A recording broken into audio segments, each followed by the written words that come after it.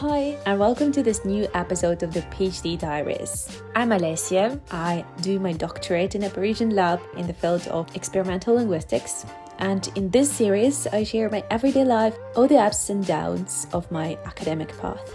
You probably know that this year, Paris hosted the Olympic Games. And somewhat contrary to any logical reasoning, I really wanted to skip the city. But luckily, I stayed for a big part of it and I absolutely enjoyed it. So in this episode, I'll bring you with me and show you around. Well, I never thought I'd make it to the Olympics. And more than that, attending in person, it's crazy. However, here I am.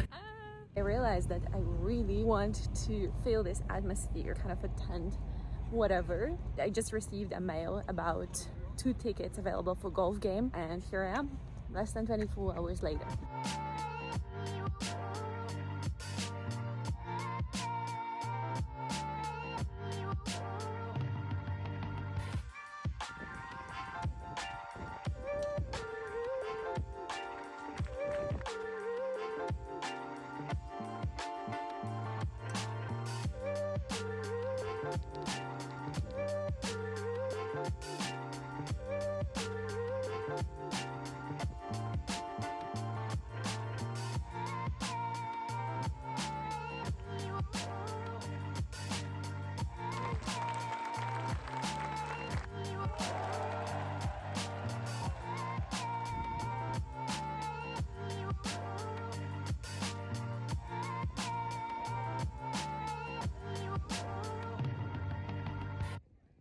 Hello. So today I get a perfect new cup of tea and we're here to talk about the Olympics. 1 month ago, it's been 5 years since I first came to France and I came and basically settled here. So I count it as if it is our 5th anniversary together. So I never honestly thought that I would make it to Olympics because a tentative person, first of all, doesn't interest me at all. But then also it kind of always seemed inaccessible. We did this trip to Barcelona for the first part of the Olympics. All the Parisians were simply frightened by the amount of people that are coming to Paris, the amount of disorganization. But eventually, Paris is now invaded with very nice Paris-loving tourists. I was actually surprised how well they were organized. When we get back from Barcelona, I attended this thing that's called Club. You can come there usually to watch the games, first of all, on a big screen, and there's like an amphitheater outside. It happens in every district of Paris, and I realized how much fun the games could actually be. And even though it's sport, I'm not a fan of sport, and there are so many people, and I'm not fond of people either. There's lots of animation going on, and just this spirit of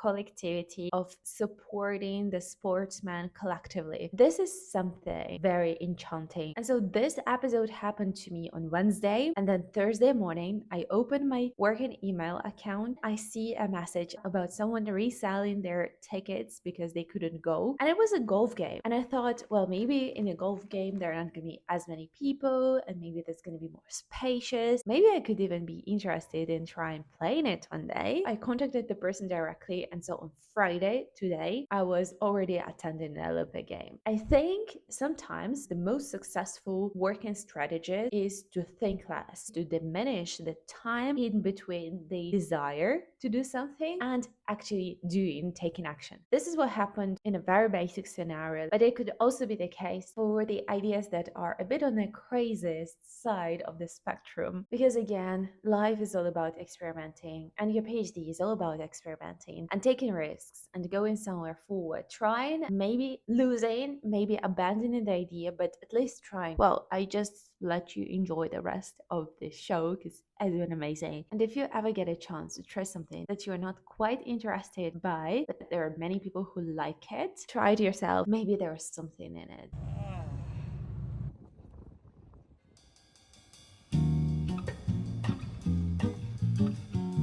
And we're off to bouldering with our bikes, of course.